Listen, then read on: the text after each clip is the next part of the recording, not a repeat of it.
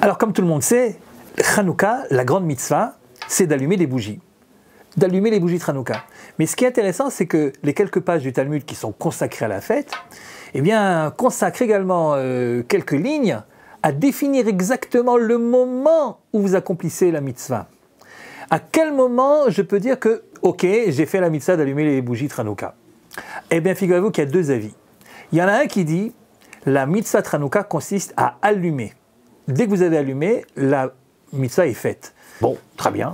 Et le deuxième, il dit non, l'allumage, ça n'est que l'ultime étape de la préparation à la mitzvah. Quand vous allez acheter le candélabre, la Hanoukia, puis vous allez acheter des bougies, ou vous allez acheter votre huile, et puis vous mettez tout ça, et tout ça c'est des préparations, on est d'accord, c'est pas la mitzvah elle-même, c'est une préparation à la mitzvah. Eh bien, le deuxième avis pense que l'allumage également, ça n'est qu'une préparation. Alors c'est quoi la mitzvah? La mitzvah consiste, une fois que la Hanoukia est allumée, une fois que vous avez allumé votre bougie, de prendre la Hanoukia en question et de la poser à l'endroit où il faut. Ce qu'on appelle Hanacha Osa Mitzvah. Poser la Hanoukia à l'endroit où il faut, la regarder ensuite brûler, c'est ça la vraie mitzvah. Tandis que l'autre dit non, c'est l'allumage, Adlaka Osa Mitzvah, c'est l'allumage qui est la mitzvah. Bon, je ne vais pas vous embêter avec tout ça, il y a des preuves pour l'un, des preuves pour l'autre, ils discutent là-dessus. Vous allez me dire, mais c'est quoi cette discussion talmudique? Après tout, si tu allumes, ça va brûler, et pour que ça brûle, il faut bien que tu allumes. Quelle est l'importance de savoir à quel moment précis j'ai réalisé la mitzvah? Eh bien si, c'est important, figurez-vous, parce que, par exemple, mon gosse de 12 ans, il n'est pas encore bar mitzvah, il n'est pas encore 13 ans. Bon, est-ce que j'ai le droit de lui demander, pour moi, d'aller acheter la Hanoukia au magasin? Réponse, oui, pourquoi pas. Est-ce que j'ai le droit de lui demander de placer les bougies à l'intérieur? Oui, pourquoi pas. Est-ce que j'ai le droit de lui demander, pour moi, d'allumer? Ça dépend. Si je dis que la mitzvah c'est d'allumer, évidemment qu'il n'y a que toi qui peux allumer. Un gosse qui n'est pas encore astreint lui-même à faire la mitzvah, il ne peut pas t'acquitter de cette mitzvah-là, c'est toi qui dois le faire directement. Mais si tu dis que l'allumage n'est qu'une étape, préparation à la mitzvah, alors le gosse, il peut continuer à allumer. Après, l'essentiel, c'est que toi, tu fasses la vraie mitzvah, c'est-à-dire que tu prends le candélabre, donc la Hanoukia, quand elle brûle, et tu la poses à l'endroit. Donc vous voyez qu'il y a une différence. Si je dis que c'est Adlaka, le moment d'allumage qui est important, ou si je dis que c'est le moment où ça brûle. Bon, alors finalement, c'est quoi la conclusion? La conclusion, c'est que l'important, c'est l'allumage. D'ailleurs, la bracha qui accompagne la mitzvah, c'est Baruch ata Hashem Elokeinu melech haolam, asher kilishanu mitzvotav vetzivanu leadlik ner shel Hanouka. Tu nous as ordonné d'allumer les bougies de Hanouka. Donc c'est bien l'allumage qui est important. Mais si c'est l'allumage, ça veut dire que mon gosse ne peut pas allumer pour moi. Non, il ne peut pas. Et si c'est l'allumage, ça veut dire que je ne peux pas allumer non plus dans ma chambre à coucher. Non, je dois allumer à l'endroit de la mitzvah. Très bien. Réfléchissons un peu plus. Pourquoi l'allumage est tellement important? Après tout, le miracle, vous vous en souvenez, le miracle, c'est pas qu'ils ont allumé les Maccabim, la fameuse menorah. Non, le miracle, c'est que ça a brûlé. Et que ça a brûlé longtemps. Bien plus longtemps que prévu. Au lieu que ça dure une journée comme c'était prévu d'après la quantité d'huile qu'on a mis dans les petites, dans les branches là-bas, eh bien ça a brûlé pendant 7 jours en attendant que la nouvelle huile pure arrive et qu'on puisse continuer à faire la mitzvah. Donc la vérité, le miracle, le vrai miracle, c'est pas d'avoir allumé, c'est que ça ait brûlé pendant si longtemps. Donc si déjà tu poses la question, où est le point important?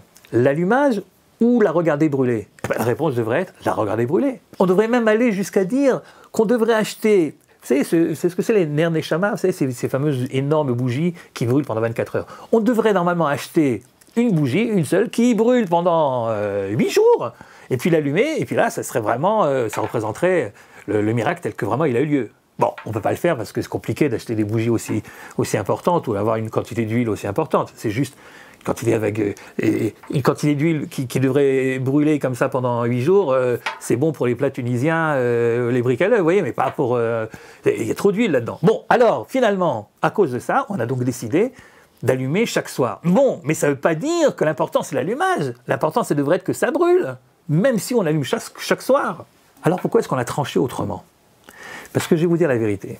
La vérité, c'est que si jamais moi j'étais rentré à la place de Yehuda Maccabi, si moi j'étais rentré dans ce fameux temple après en avoir chassé les Grecs, et que je m'étais dit, tiens, pourquoi ne pas allumer la menorah du temple, qui n'a pas été allumée, je suppose, depuis des mois et des mois, puisque les Grecs avaient souillé le temple, comme vous le savez. Et alors je me mets à chercher de l'huile pure, de l'huile qu'on peut utiliser pour ce genre de choses, et puis je trouve une petite fiole de rien du tout, qui a de quoi brûler seulement une journée. Eh ben moi, avec mon esprit cartésien, moi je me dis, bon, laisse tomber, c'est pas la peine d'allumer maintenant, demain ça va s'éteindre, voilà, on va rester 7 jours dans le noir. Non, on va attendre gentiment 7 jours, une semaine, et puis après, on allumera avec la petite fiole, et le lendemain, le 8e jour, il y aura déjà la nouvelle huile qui sera arrivée, comme ça au moins on commence la mitzvah du bon pied une fois pour toutes, c'est pas la peine de commencer que ça s'éteigne. Voilà ce que moi j'aurais pensé. Mais parce que moi j'ai un esprit cartésien, parce que nous on a été éduqués à l'occidental, c'est-à-dire que l'important c'est les résultats. S'il n'y a pas de résultats, ça ne sert à rien. Oui, mais ça, c'est pas juif, ça. Parce que chez nous, on dit Lo alecha amelacha ligmor, ve'enata ben chorin li batel mimena. On ne te demande pas de terminer quelque chose, mais ça ne veut pas dire que tu es dispensé de le commencer. L'important, c'est de commencer.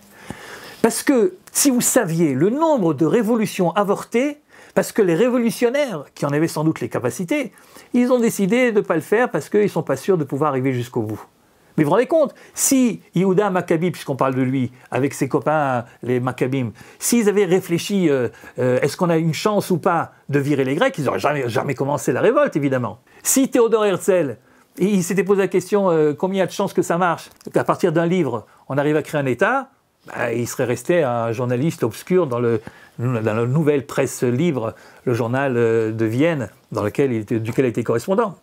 Le nombre de révolutions qui n'ont pas été faites parce que les gens ont eu peur que ça ne marche pas, c'est énorme. Si chacun d'entre nous arrivait à sortir le potentiel qui est en lui, à se dire c'est pas important si ça marche ou pas, ce que je peux faire, je fais, et après on verra bien.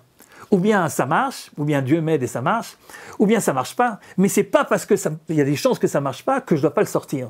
Ah oui, ben alors le monde il aurait été évidemment bien plus en avance que ce qu'il est aujourd'hui. Et Yehuda Maccabi nous enseigne que l'important c'est d'allumer. C'est-à-dire tu trouves une petite fiole, allume. Tu trouves une fiole, allume.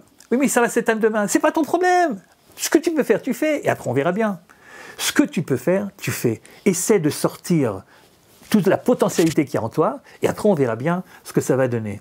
C'est fou ce que le monde aurait pu changer si, au lieu de se poser 10 000 fois la question de savoir si ça va marcher ou pas, on commencerait ce qu'on est capable de faire. Vous avez tous, chacun d'entre nous, nous avons une petite fiole d'huile quelque part en notre cœur.